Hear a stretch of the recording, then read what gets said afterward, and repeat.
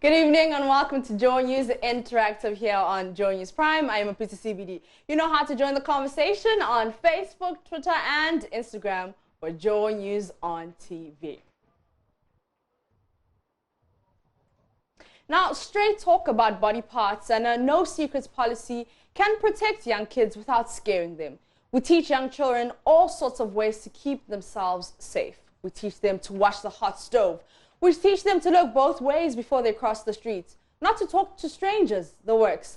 But more often than not, body safety is not taught until much older, until sometimes it is too late. On Strong and Sassy, sexual assault survivors were giving advice to parents on how to teach your children about their bodies. No, we are not going to let anyone steal our lives. And I hope everybody who is listening, who is going through a traumatic experience, especially when it comes to rape, is to find the courage and the energy and the strength to own their lives and to say, if something else has been stolen from me, it shouldn't steal every other aspect of my life. Wow, very well said, Wecha. Life is hard, yeah, but it's easier when you have people to hold your hands and, you know, guide you through it. How about parents? You know, parents who...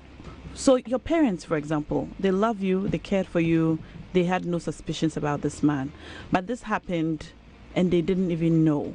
What would you say to parents out there, you know, with children, boys, girls, and yeah, boys and girls, not just little girls, about paying attention to your child and knowing, you know, what your child is going through? Yes, and also spending time with the kids and then talking to them, trying and find out their every movement, how the day went, who, is there any new person they met, and is there anything strange that happened that day. You will be surprised to find out the things that they tell you. There's one thing that people don't know, and that is perpetrators or abusers groom their victims or their targets. So they try and then create a very strong bond with their targets in such a way that they can't maybe deny them in case they request for any offer or anything. You get it? So, but when they disclose such relationships to their parents, then it makes them aware that, okay, this is happening to my kid and I need to be watchful of them. So parents need to talk to their kids. Okay, they need to find time and then talk to them, communicate with them, and then let the kids know that their bodies are theirs, okay? And then if there are certain parts that someone is touching that feels uncomfortable, they should just let their parents know. And then parents too, when your child comes to tell you something funny about a particular man or a particular lady, please, let's pay attention to the kids. We don't pay attention to them. And sometimes you open up and then what they can tell you is keep quiet.